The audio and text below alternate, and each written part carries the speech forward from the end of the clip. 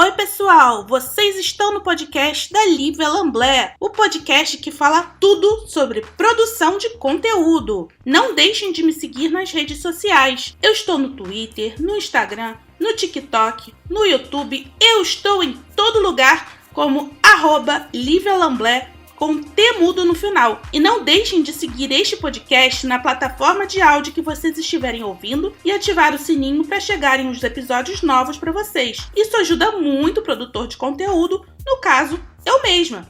E se vocês quiserem apoiar este podcast para eu continuar produzindo conteúdo e entrevistando gente legal, vocês podem apoiar através do link que está na minha bio do Instagram ou acessar diretamente através do site linktr.ee/Lívia Lamblé e clicar na opção Apoie meu conteúdo. Estamos aqui hoje com ninguém mais, ninguém menos do que Beth Moreno, minha amiga queridíssima. Beth Moreno é roteirista, jornalista e humorista. E hoje nós vamos falar sobre humor, principalmente mulheres no humor. Dá um alô aí pro pessoal, Beth.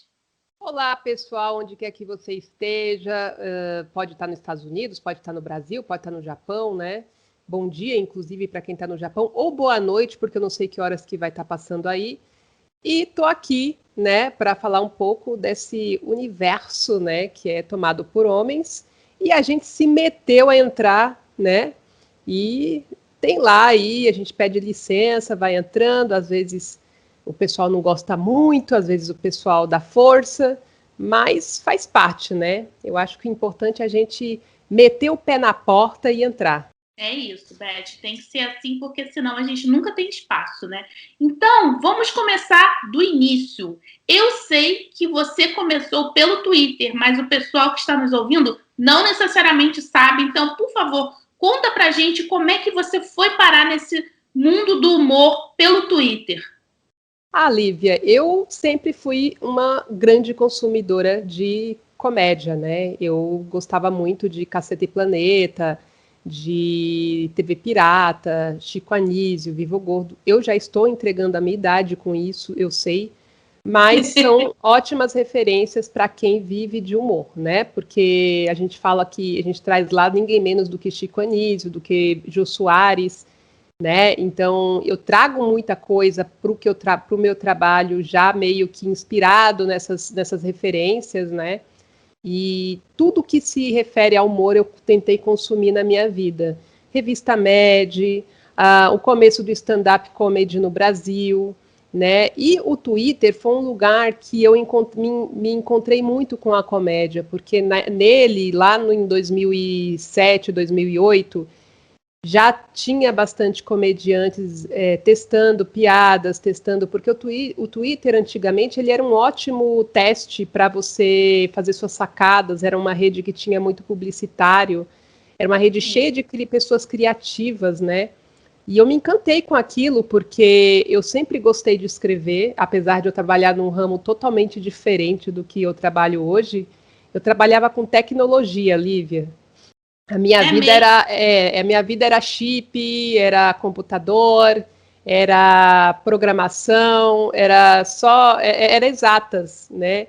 Então, talvez por isso que eu gostava tanto de ir para esses lugares onde eu podia escrever, que era um refúgio, né? Onde eu falava que eu não vou ver números, né? Aqui eu vou ver criação, eu vou ver o que eu gosto, que é uma coisa que eu sempre gostei muito. E encontrando essa turma da comédia, eu conheci o Ulisses Matos, que é um grande roteirista de humor, né? Na verdade ele é um grande roteirista, um grande jornalista, e ele fazia a turma da Kombi, né? Que era toda semana ele lançava um tema e a gente tinha que jogar sacadas sobre aquilo, frases engraçadas sobre aquilo, e ele selecionava.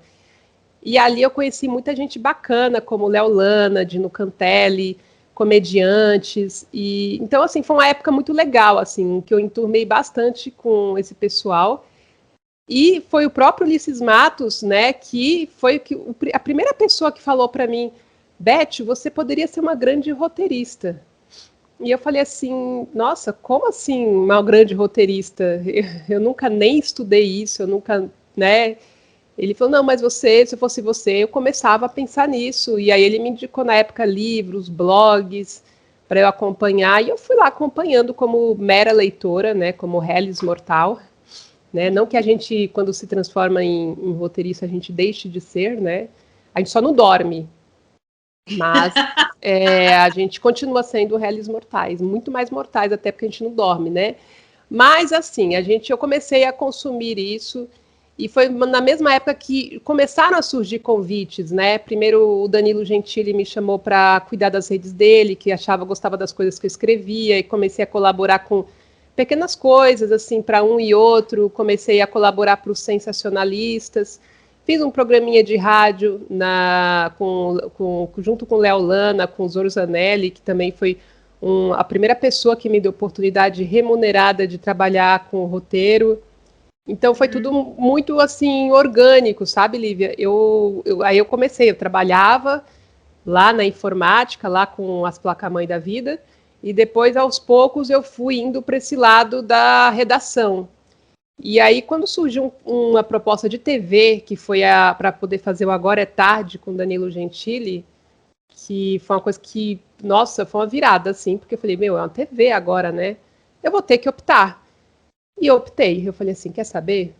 Foda-se 15 anos de informática, vamos fazer o que o coração manda. E aí eu mergulhei nesse mundo aí do roteiro, da criação, e fiquei lá. Não fiquei o tempo que eu achava que eu ia ficar, né? Porque o Danilo acabou indo para o SBT, né? Saído do SBT, ele não pôde levar todo mundo. Ele levou uma parte da equipe. Eu não fui nessa parte, mas continuei trabalhando com ele em outras coisas. E aí depois surgiu o Kibiloco, surgiu o Pânico, surgiu o reality de O Entubado, surgiu um monte de coisa que acabou virando o que é hoje. Eu nunca fiquei parada nesse ramo. Hoje já são, vamos lá, estamos em 2000. Já tem 10 anos, Lívia, essa história. Então, há 10 anos eu vivo de escrever, especialmente comédia, porque aonde surgem os maiores projetos relacionado à comédia. As pessoas me procuram, vejam só, porque acham que o que eu faço é engraçado. Deixa eu te perguntar uma coisa, entrando nesse gancho aí. Você se acha engraçada? E eu não me acho engraçada. Eu tenho um problema muito sério, Lívia, na verdade, isso é um assunto assim que daria até outro podcast. Eu tenho um problema muito sério de autoestima, sabe? E isso é uma coisa que me atrapalha no trabalho também, porque assim, se eu ler 10 vezes uma coisa que eu escrevo, as 10 vezes eu vou literalmente rasgar o papel e escrever de novo. Então, eu procuro me forçar a apenas a não desfazer de tudo e escrever de novo. Eu tenho um problema muito sério, assim. Ainda bem que eu não faço isso na era da máquina de escrever, porque senão eu ia ser uma pessoa muito anti-ecológica, porque eu ia rasgar papel adoidado. Ô, Beth, mas eu acho que é muito da síndrome do impostor, principalmente porque nós, mulheres, nunca somos consideradas engraçadas, né? Sempre é o homem que é o mais engraçado, sempre ele que tem as boas piadas, e a gente só é renegada a papéis ou roteiros, né, falando sobre o universo feminino, sendo que não é verdade, né? Eu, na verdade, assim, apesar de eu não me achar engraçada, eu sempre gostei de fazer graça. Isso é muito diferente você se achar engraçado de você zoar tudo. Eu sempre fui essa pessoa que eu gosto muito de ironia. Eu lia Milo Fernandes, então, assim, eu gosto desse lugar da subversão, da ironia desde sempre. E eu sempre fui a Zé Graça da família, eu sempre sou aquela que imita a tia, a voz da tia, eu sou aquela que zoa. Por favor, imite a Luciana Gimenez para o pessoal te ouvir. Ai, meu Deus. Tem certeza, Lívia?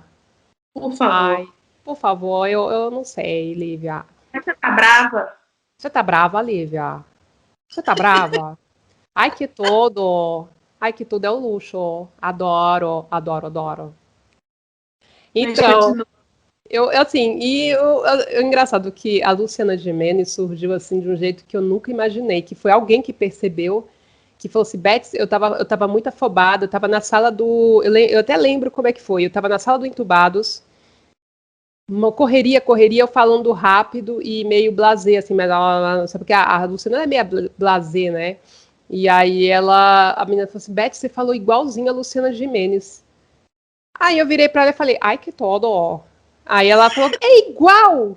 Aí eu comecei a falar, eu falei assim, é verdade, acho que eu falo igual a Luciana Gimenez, né? E aí eu tô brincando disso no Clubhouse, e engraçado que as pessoas me conhecem mais como a Luciana Gimenez do que como a Beth no Clubhouse, né? Quando eu entro na sala, o pessoal, a Luciana Gimenez entrou. Engraçado isso, né? Mas eu imito tia, eu tenho muitas tias que eu imito que a minha mãe racha o bico, o jeito de andar. Eu tenho as tias, eu imito o andar de todo mundo da minha família, minha mãe racha o bico quando eu fico zoando as minhas tias. Beth, mas é muito interessante que a gente desenvolve uma persona em cada rede social, né? No Twitter você é mais assim de ironia, de falar coisas que estão acontecendo no cotidiano, né? E já no Clubhouse você adotou esse meio que personagem, né? Que você praticamente é a Luciana Gimenez, então. Eu virei a Luciana Gimenez do Clubhouse. Não tem a mulher do Google, do Clubhouse, o Pica-Pau, a menina que faz o Pica-Pau, eu virei a Luciana Gimenez. É engraçado que agora o pessoal me olha e fala assim, Beth, é a Luciana Gimenez. Porque eu acho que é porque ninguém imita a Luciana Gimenez quase, né? São poucas pessoas, porque, gente, a Luciana Gimenez ela não tem uma característica tão forte de ser imitada igual uma Hebe, por exemplo, né? Igual um político, um Bolsonaro, que tem uma voz muito característica, que é muito mais fácil de criar, né? Mas, enfim, é isso. Eu sei imitar a Luciana Gimenez, descobri e uso isso ao meu favor. E vem cá, eu tava vendo que você tá com novos projetos, né, de humor, e você tá num grupo que você é a única mulher. Como é que é isso para você, Beth? Porque eu sei que não é fácil. Eu já ouvi de outras humoristas, inclusive, como é difícil, que a gente é muito silenciada, né? Eu não tô no humor, mas às vezes, eu dou uns pitacos ali de humorísticos, vamos dizer assim. Mas para você que trabalha com isso, como é que é estar nesse meio tão, vamos dizer, machista? É um meio clube do Bolinha mesmo, né? Eu já, por exemplo, no Pânico, eu fui a única roteirista mulher da história do Pânico. Teve a Rosana Herman, que lá no comecinho da rádio, na época da rádio, acho que ela era redatora, mas no projeto do Pânico da TV, eu acredito que se ela não fez, eu não sei, eu não tenho certeza disso, eu fui a única redatora mulher. E eu fazia uma reunião, porque o Pânico ele não era só homens na redação, era também na produção, no elenco, era uma equipe muito masculina. Então eu me vi, às vezes, numa reunião onde tinha 20 homens e eu ser uma das únicas mulheres ali, entre vários homens, numa sala de criação.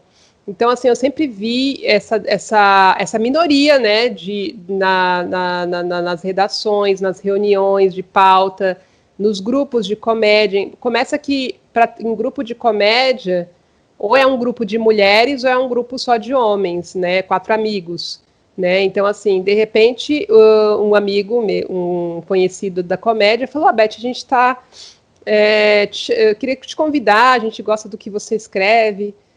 Você quer fazer parte desse grupo, que é Os Piores do Mundo, inclusive foi uma sugestão minha, e eu fiquei muito feliz que é um grupo que está recebendo bem minhas ideias, né, porque é muito difícil a gente ter as nossas ideias bem vendidas, né, eu até dou sorte, Lívia, porque eu pego, às vezes, projetos que são bastante abertos, assim, para uma mulher, né, mas não é fácil. Eu já tive reuniões de pauta em que eu tinha muita dificuldade de vender a minha ideia, e eu sei que eu sabia que era porque eu era mulher, né? Por exemplo, uma vez, eu vou contar uma história para vocês, às vezes eu dava piada, a Dadá passou por isso também, muita mulher passa por isso, viu? A gente acaba dando uma ideia para um colega apresentar, para ver ela entrando. Isso é muito comum acontecer, isso já aconteceu comigo, a Dadá Coelho já contou que já aconteceu com ela também, de ela nunca ver a piada entrar, e ela fala assim, deixa eu dar para um amigo para ver se ele falando a piada entra. E já aconteceu o seguinte, já aconteceu de eu dar uma piada, a piada ser genial, todo mundo ri, e aí, no final das contas, as pessoas esquecer que foi eu que dei a piada e parabenizar o colega. Já aconteceu isso também. Então, assim, é porque é muito. É como se fosse mais previsível que aquela piada muito boa tenha sido de um homem, né? Ou acontece assim, nossa, que piada boa, quem fez foi você, né, fulano? E aí fala, não, fui eu. Isso acontece demais. É como se a gente não tivesse a capacidade de fazer uma piada boa, né? E isso porque eu tô naquele lugar justamente porque as pessoas sabem que eu sei fazer piada. Então, assim, por que eu tô ali, né? Não, e como se mulher só soubesse fazer piada sobre o universo feminino. A gente é capaz de fazer piada sobre tudo, gente. Tem muita coisa engraçada que a gente pode falar também. É verdade. Eu não preciso. Quando eu nunca, assim, eu sempre quis fazer, sempre fui convidada a fazer stand-up, mas, assim, eu tinha uma questão, é um capricho mesmo meu, que eu não queria ficar só na piada diferença de mulher e homem, porque isso todo mundo faz. Então eu queria entrar em temas factuais, como os homens entram. Eu não quero ficar só falando também de buceta e putaria, porque isso eu sei que é um caminho que eu sei que eu vou arrancar piada, mas não é um caminho que eu acho que explora aquilo que a gente sabe fazer, que é criar. Eu acho que eu consigo arrancar uma piada de uma situação de identificação, como os homens fazem. Eles não falam só de pau. Eles falam de tudo, eles falam da mãe, eles falam da tia, do irmão, eles falam do chefe. Por que a gente só precisa estar fazendo a piada da buceta?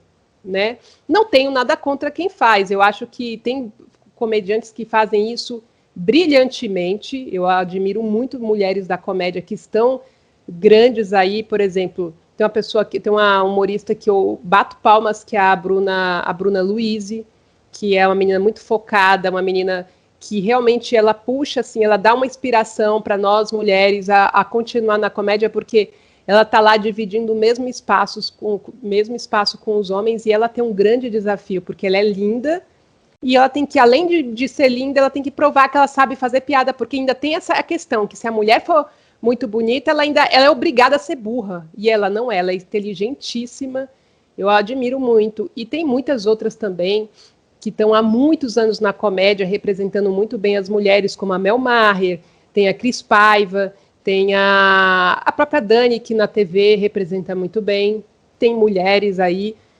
fazendo muito bem o que está a comédia, representando muito bem.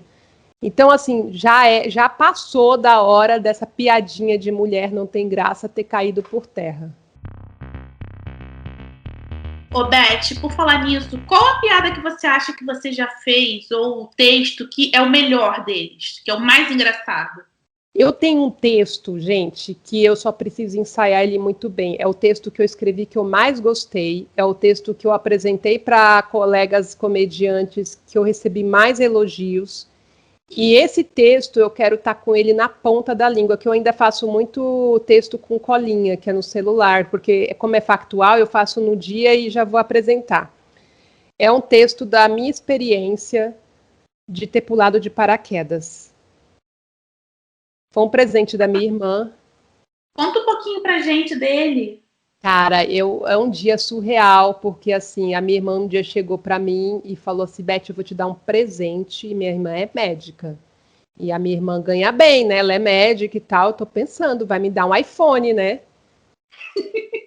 Eu falei, ela vai me dar um iPhone, ela vai me dar, sei lá, uma geladeira, né? Sei lá, a gente pensa em coisas e objetos. E ela falou, olha, eu acho que você vai adorar. Aí eu falei assim, ai, mas você não precisa, pra gente jogar verde para saber se vai ganhar um presente caro. Eu falo assim, ai, eu não quero você gastando muito comigo. Ela falou assim, não foi barato. Ela fala, não foi barato, mas... Aí eu falei, iPhone, gente, iPhone. E aí ela falou para mim, ela falou assim, você vai pular de paraquedas comigo. E eu olhei para ela e falei assim, nossa, que legal. E a minha mente dizendo, que bosta. E eu falei, caramba, vou ter que ir, né? Minha irmã, presente não se nega, né? E aí a gente pegou a estrada, a gente foi lá para Boituva, aqui em São Paulo, né? Ela parou num Graal, eu pensei comigo, por isso que o presente é caro, né? Você já tomou café num Graal, Lívia? Já, é caríssimo. Não, o Graal é o seguinte, a gente pisou os pés lá dentro, a conta já deu R$100. Aí falei pra ela, eu falei, puta, minha irmã tá pagando uma puta grana porque não é caro pular de paraquedas, gente, é quase R$ 1.000, pra quem não sabe. Eita, E quase R$ 1.000 ou R$ 10 aí em dólar, né? Porque o dólar tá muito caro. Mas ou US$ 50, tipo isso. Mas aí eu falei pra ela, Mi, aí o nome da minha irmã é Emília, tá, gente? Que ela odeia, inclusive, que foi o nome que eu escolhi, porque eu gostava da Emília do Pica-Pau Amarelo, e eu quis homenageá-la. E aí eu falei, Mi, é o seguinte, eu não vou deixar você pagar essa conta. Tinha dado R$ 100 e poucos. Eu falei assim, eu vou pagar a metade desse pão de queijo que a gente comeu aqui. Mas enfim, a gente tomou café no Grau, fomos lá para Boituva, né? Eu, por mim, eu tinha voltado já. Falei, presente caro, a gente toma café no Grau e volta para casa. Eu tava feliz. Mas a gente foi, né? Não, e é engraçado que a minha irmã ficou assim, Beth, a gente tem que viver o dia de hoje, porque daqui a pouco a gente não sabe se a gente está vivo. Eu falei, realmente, daqui a pouco eu não vou saber se eu estou viva, porque eu vou pular de um avião, né? Mas, enfim, cara, eu vou falar pra você, eu nunca nem pulei de bungee jump. Eu sou aquele tipo de pessoa, eu passava mal no barco Viking do Play Center, pra você ter uma ideia. Eu já vomitei no barco. Eu passava mal no carrossel, assim, eu já ficava com medo, ficava chorando, querendo a minha mãe. Eu sou muito bundona para essas coisas. Eu não tenho coragem. Lívia, eu acho que tem 10 anos que eu não ando de bicicleta. Eu não sei se eu sei andar de bicicleta. Eu tenho medo de pegar uma bicicleta e não saber andar. Então, assim, aquela coisa de nunca esquecer não é bem verdade, né? Não, o esporte mais radical que eu pratico na vida é confiar nas pessoas, só. Eu não tenho essa coisa de ficar pulando de montanha, sabe? De ficar naquele barco lá cheio das ondas, da cachoeira. Não, não é para mim aquilo. Minha irmã adora. Mas eu sei por que a minha irmã gosta dessas coisas. É porque ela não sofreu muito. A minha irmã, ela é um pouquinho playboy, sabe? O pai dela é um pouco mais... tem mais grana. Então, assim, ela não morou muito na periferia. Ela morava no Morumbi, porque ela morava com o pai, né? Então, a gente morava na periferia. Então, assim, para eu ir para a escola, subir um morro. Para voltar da escola, eu subi um morro. Meti o pé no barro. A minha irmã não, então por isso que hoje ela mete o pé no barro para subir montanha, porque ela não viveu isso na periferia. É tudo que eu não quero na vida, é meter o pé no barro, porque eu passei a minha vida inteira metendo o pé no barro. Então, assim, eu acho que é por isso que só rico gosta dessas coisas de subir montanha, de acampar sem luz, de tomar banho de cuia, porque eles nunca passaram por isso. A gente já. É tudo que a gente não quer. Então, assim, eu quero. A pessoa fala assim: mas você não gosta da natureza? Eu falei: claro que eu adoro a natureza. Eu gosto de ir para Jericoacoara. Eu gostaria de ir para Jericoacoara, lá ficar naquela rede, na praia. Isso, para mim, é curtir a natureza. Não ficar numa barraca lá, dormindo no chão batido, né? Quem é que não gosta de um colchão? Mas, enfim. Aí, beleza. Chegamos em Boituva, minha amiga. Aí eu falei assim, puta, agora não tem mais para onde correr. Sabe com aquele negocinho, ou vai, ou vai? É tipo você ir pro parto, assim, ou você vai ter o filho, ou você vai ter o filho. Não tem como você falar assim, não vou ter. Você sabe, já passou por essa experiência. E eu tinha que ir. Só que eles fazem um preparo antes. Eles têm lá um simulador de você pular de paraquedas, né?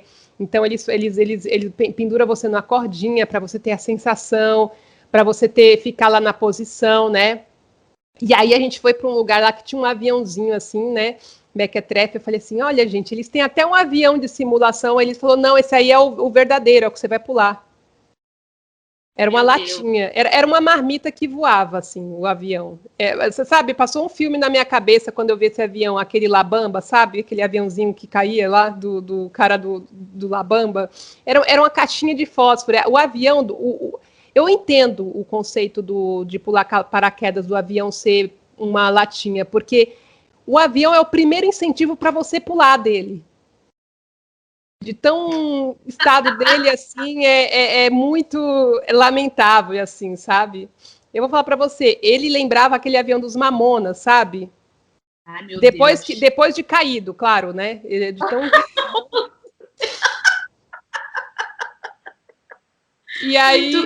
E aí, cara, a gente pulou. Sabe o que aconteceu, Lívia?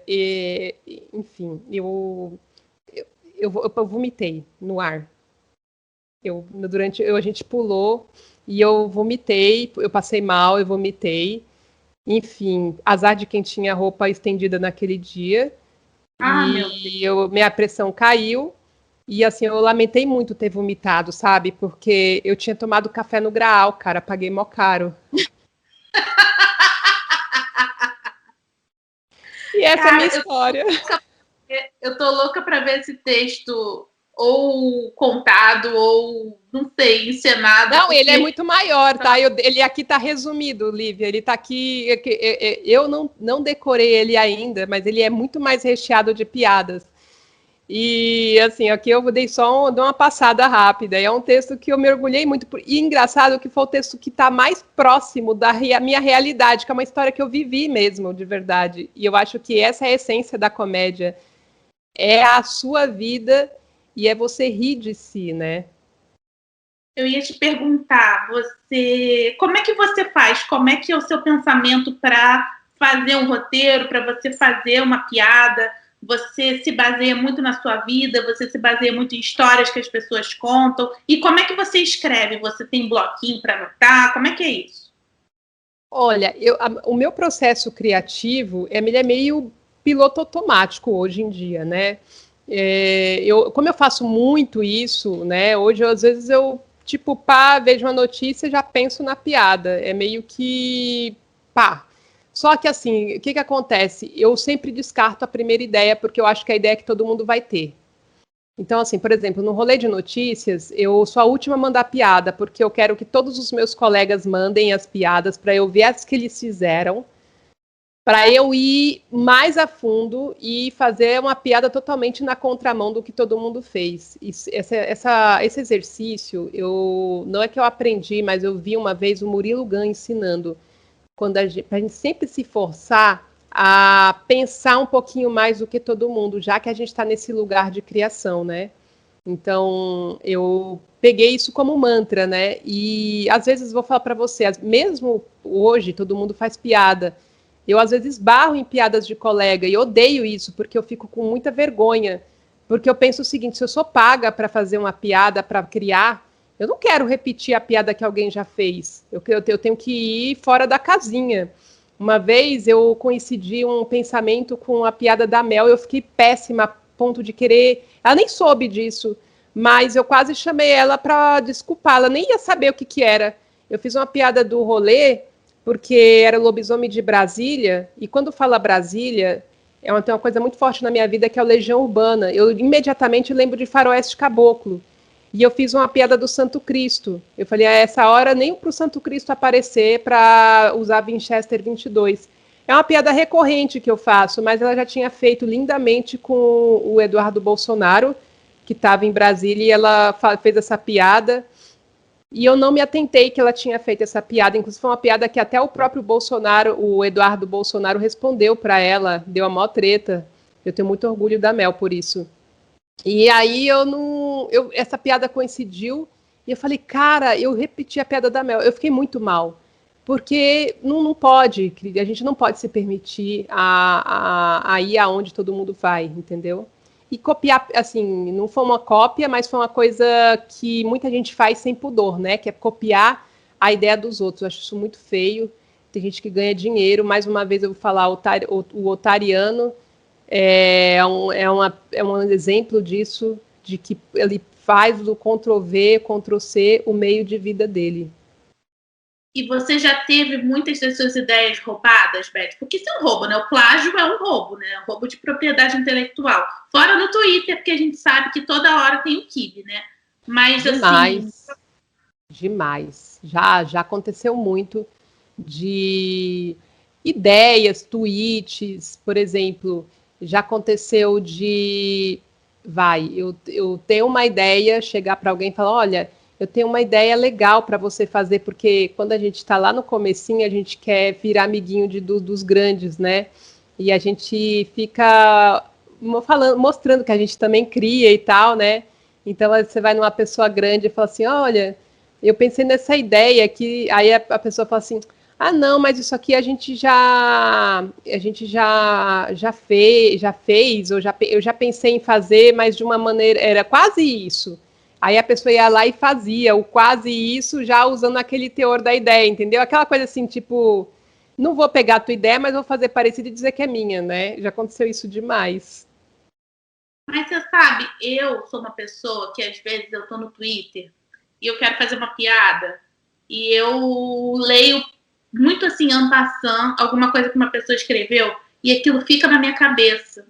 E às vezes eu não quero fazer uma piada sobre aquilo, mas aquilo para tanto na minha cabeça que eu tenho que fazer uma piada sobre o assunto. Não que eu esteja falando que seja o mesmo caso, mas eu acho que dependendo do lugar onde você faz, é melhor a gente deixar pra gente ou não ler tanto que as pessoas falam pra gente não ficar com isso martelando na cabeça da gente, aquela ideia, sabe?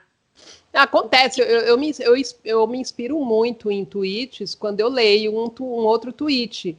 Mas assim, você consegue se inspirar e fazer e ir para outro lugar. Eu acho que você não precisa dar Ctrl+C e Ctrl+V como o próprio Simão faz na cara dura, e ele só dá crédito para quem é grande, para quem tem arroba verificada. Então, ele entende o seguinte: quem não tem arroba verificada não é grande o suficiente para ter moral para dizer que eu estou copiando. Então, assim, quando o Zé Simão ele comemora lá não sei quantos seguidores, eu comemoro junto com ele, porque eu sei que foi às minhas custas, as custas minhas e de muita gente que ele conseguiu isso, né? E olha que você tem uma arroba grande no Twitter, né? Apesar do Twitter não te verificar, né, Beth? Vamos verificar a arroba da Beth Moreno no Twitter. Engraçado que quando eles voltaram a minha conta e eu pedi verificação, eu mandei show em cartaz, mandei autoria de um monte de coisa, mandei créditos de programa, mandei meu MTB, que eu sou jornalista, mandei tudo que eu podia, coluna que eu já escrevi, e aí a menina veio dizer assim, olha, por enquanto o Twitter não está verificando ninguém. Engraçado, e os BBBs que entraram que era ninguém e agora estão tudo verificado com 1 milhão? Como assim o Twitter não... Eles estão verificando só quem é grande, quem é relevante para eles, né? E a gente fica lá provando que a gente é relevante, eles não compram, né? Ela podia falar assim, olha, por enquanto a gente só está verificando gente grande, você ainda é pequeno para nós, apesar de preencher todos os requisitos. Eu acho que seria mais bonito do que falar, não estamos verificando ninguém, porque isso é mentira. Eles estão verificando lá, se eu entrar amanhã no BBB e ficar com 1 milhão, eles vão me verificar. Sim, sim. Não, e assim, é muito interessante isso, porque a gente vê que tem umas arrobas que são até pequenas, mas se elas estão na Globo, por exemplo, elas são verificadas. Eu acho isso, assim, bizarro. Eu acho que é uma forma da gente se sentir um pouco menor, sabe? Apesar do trabalho maravilhoso que você faz, por exemplo, mas eu acho que pessoas como você deveriam ser verificadas. Eu acho que o Twitter devia, ao menos, por exemplo, a Desi, eu acho um absurdo a Desi foi uma das primeiras meninas a fazer humor no Twitter. Eu acho que ela merecia, por uma questão de história ali, ser verificada, sabe?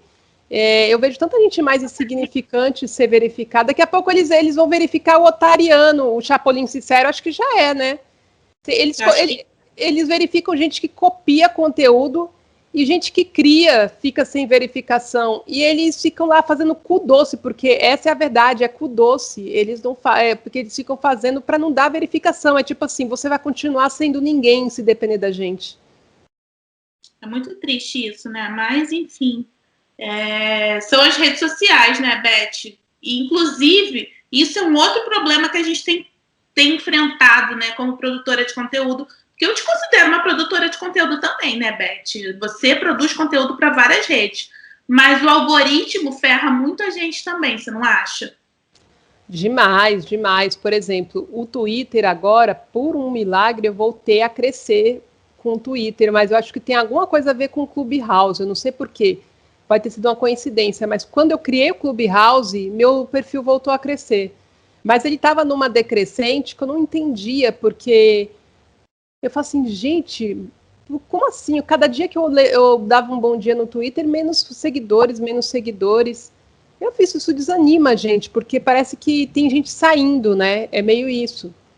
Não sei qual é a explicação que eles têm lá, mas, putz, um dia as contas inativas vão acabar, não é possível. Eu ficava pensando, um dia eu vou acordar, vai ter um seguidor lá, porque na crescente, né? Eu falei assim, um dia eu vou acordar, vai ter 2 seguidores. Mas, enfim, eu acho que assim, eu acho que tudo é muito aquela coisa da panelinha, sabe? Existe uma panelinha que você precisa fazer parte para você ter as coisas. Então, às vezes eu me orgulho muito, sabe, Lívia, de ter chegado onde eu cheguei sem precisar ter feito parte dessas panelinhas. Sim. Sabe? Porque eu nunca fui da panelinha daquele desencontro, daquelas arrobas de sempre, que sempre estava ali fazendo o YouPix, nunca. O YouPix nem lembrava que eu existia. Então, eu fico muito feliz de ter construído alguma coisa fora disso, porque hoje não existe mais desencontro, né? Mas eu consigo existir, né? Independente disso, né? Então, eu sei que foi fruto do meu trabalho, do meu esforço, de ter trabalhado direitinho. Eu luto muito para fazer as minhas entregas direitinho, de dar conta de tudo, apesar de eu trabalhar em vários lugares que as pessoas falam, você trabalha em tudo que é lugar. Eu falei, graças a Deus, meu amigo. Ontem mesmo eu dei uma jantada num que falou assim, nossa, em quantos projetos você tá? Eu falei assim, olha, você sabe que de cabeça eu não sei falar? Eu tenho que pensar aqui. Ela falou assim, nossa, é ganância que fala? Eu falo, não, é boleto que fala. Eu não acredito que as pessoas chegam para você e falam isso. Pois é, depois eu te mostro o print. Aí eu falei assim, bom, já até perdi a fome, porque eu não vou nem jantar hoje, né? Mas assim, é meio isso, né? Gente, eu dou conta, o que importa é que eu entrego, é que eu tento fazer um trabalho legal. E hoje estar em vários lugares, para mim é uma puta de uma vitória, cara, porque no nosso meio, Lívia, a gente não pode ter plano A só, a gente tem que ter plano A, plano B, plano C, porque os projetos são incertos. É um setor que o governo está cagando para ele, entende? É um setor que as pessoas te tratam como ninguém. Às vezes você simplesmente qualquer coisa, o pessoal vai lá e te troca como se você fosse sabe, nada. Então, é um lugar que você não pode contar muito, assim. Você tá lá, mas, assim, a partir de amanhã você pode não estar. Eu já trabalhei em projetos que eu estava com 4 pessoas na sala de roteiro e no dia seguinte estava só eu, porque eles trocaram todo mundo, chegaram assim, ai, vamos tirar, e fiquei lá sozinha na sala e depois no dia seguinte tinha outras pessoas. Então é meio maluco isso. Então, essas coisas que me ensinaram, eu não vou contar. Eu não tenho só um projeto, eu tenho vários projetos, porque eu não posso contar com os planos A. Eu não tenho certeza, eu não sei se continua, se não continua. São curtos os projetos, uns duram 3 meses, entendeu? Então, assim, ou podem, se é fixo, pode sair do ar do dia para a noite. Então, assim, eu tenho que fazer o meu, né? Então, para mim, se eu quiser continuar sobrevivendo disso, eu tenho que ter as minhas estratégias, né? E a estratégia que eu criei para a minha vida foi essa: trabalhar, trabalhar, trabalhar. E qual foi o grande projeto, o maior projeto que você já fez até hoje, que você considera? Olha, eu gosto, os Rony é um projeto grande, porque é um projeto que está no Multishow, né? Multishow é Globo, cara. Sim. Multishow é Globo, então, assim, é um projeto que dá um prestígio nesse sentido. Eu tenho lá o Whindersson, que hoje é considerado um dos maiores nomes aí do humor, da internet, né? Tirulipa, né? A GK, me abriu muitas portas, me apresentou a Nonstop, que é a agência deles, né? Então eu fiz muitas coisas pela Nonstop, como o show do Christian Figueiredo, de paternidade. Eu fiz também o canal da Simone, lá o começo do canal da Simone, da dupla da Simone e Simaria, então me colocou em vários lugares interessantes. E os Rony está na 4ª temporada, então assim, é um grande projeto, né? É um projeto que deu certo. Se não tiver a 5ª temporada, eu já considero que foi um projeto que deu certo. É a 2ª audiência do Multishow, depois do Vai Que Cola. Caramba! Então, assim, é um projeto que eu me orgulho muito de fazer parte. Tenho muita gratidão pela confiança do Chico Amorim, que é o meu editor-chefe. Que o Chico, eu falo assim, foi um anjo que entrou na minha vida e permanece. Eu espero que permaneça, porque é uma pessoa que acreditou muito no meu trabalho. É uma pessoa que me traz muita autoestima, assim, ele percebe que eu sou essa pessoa que está sempre se autoflagelando e ele me bota para cima. Virou um grande amigo, sabe? E não é só porque ele me garante trabalho, não, sabe? É porque ele me deixa, ele faz eu me sentir capaz. São poucas as pessoas que você vai encontrar por aí que faz você se sentir assim, né, Lívia? Nossa, com certeza, com certeza. Porque, na verdade, as pessoas só te colocam para baixo. Às vezes elas tentam te ajudar, mas é uma crítica disfarçada de ajuda. Né? Então, Exato. a gente sabe como é que é. Não, e aquela coisa, é muito fácil você ajudar alguém que está na pior, né? Difícil é você celebrar quando a pessoa está bem, né? Então, é muito difícil aceitar o outro estando bem. Isso é mais difícil do que... às vezes você está lá no fundo do poço, todo mundo vem, ai, tadinho. A compaixão é muito fácil, né? Agora, a admiração é mais difícil. E, Beth, conta pra gente quais são os seus novos projetos, o que vem por aí? Ai, Lívia, eu não sei nem se... é tanta coisa que eu tenho... esse ano, eu pensei comigo, eu vou fazer mais projetos meus, sabe? Por mais que os meus clientes, que eu chamo de clientes, não chamo de empregadores, eles torçam o nariz. Então, assim, eu sou uma pessoa muito proativa em todos os projetos. Assim, se eu entro para fazer roteiro, eu acabo me metendo na produção, eu acabo me metendo em casting. Eu sou essa pessoa que quer participar de tudo, né? Eu penso no macro. Eu acho assim que se o projeto for muito foda, eu tô ganhando, tá todo mundo ganhando e eu também. Eu penso nisso. Eu tenho que fazer uma coisa muito foda. Então, assim, eu acabava me entregando muito, assim, nos projetos dos meus clientes e eu pensei assim, putz, não tenho tempo para fazer, eu não estava tendo tempo nem para twittar no meu Twitter.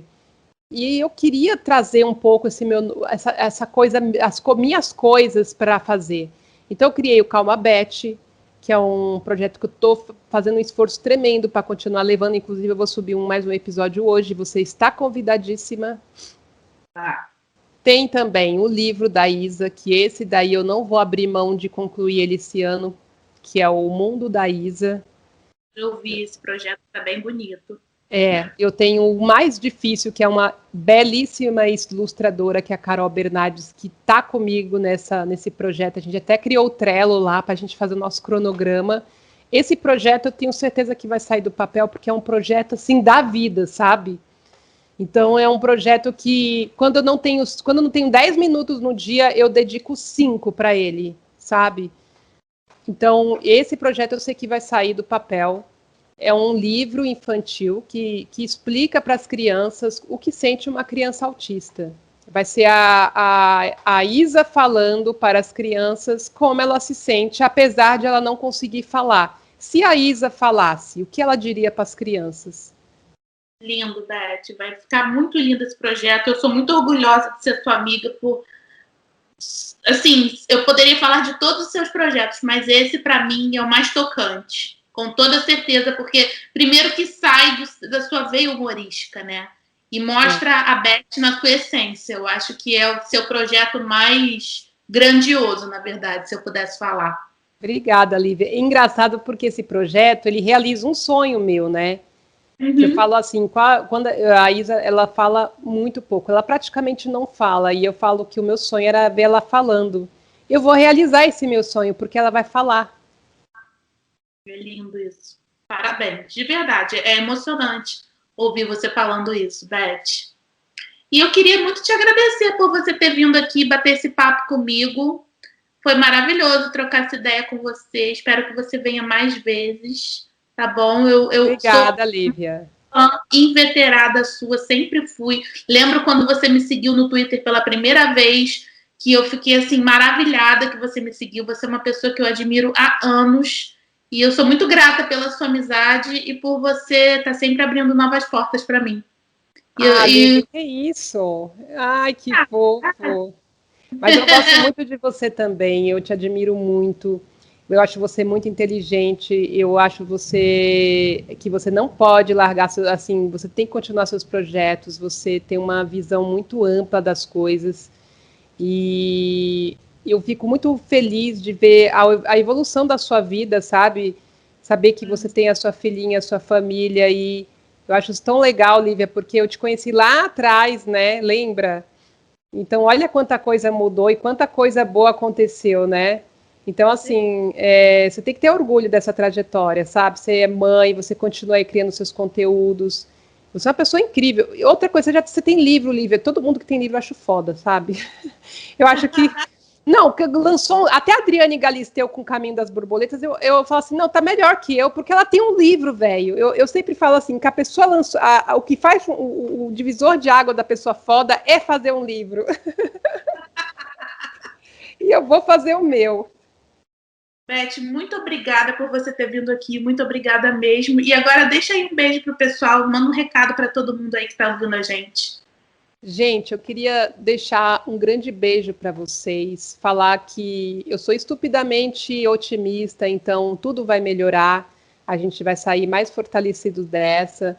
E uma coisa que eu queria falar para todo mundo, por mais que você esteja, às vezes, numa profissão ali que você acha que está tudo muito distante dentro daquilo que você sempre sonhou, faça pelo menos por hobby, que um dia, quem sabe, assim como foi hobby para mim um dia a comédia, escrever, um dia acabou virando profissão. Eu acredito muito na força da prática, né? Então, continue fazendo. Se você gosta de música, continue fazendo música, mesmo se você trabalha num escritório de contabilidade. Quem sabe um dia as oportunidades chegam e você consiga fazer essa opção, né, de fazer aquilo que você ama, que é maravilhoso, porque quando a gente faz o que ama, a gente não liga para se está indo trabalhar até meia-noite, às vezes você faz por opção até, como eu às vezes faço.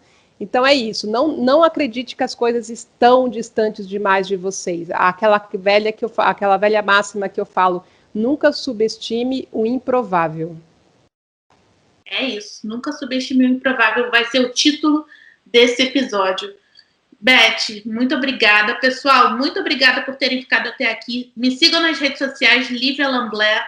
Sigam a Beth no Twitter, no Instagram, nas redes sociais, Beth Moreno e Beth Moreno _ no Instagram, tá bom? É isso, né, Beth? Isso mesmo, Lívia. Me sigam lá. Certo. Beijo, gente. Beijo, gente. Até a próxima semana. Até.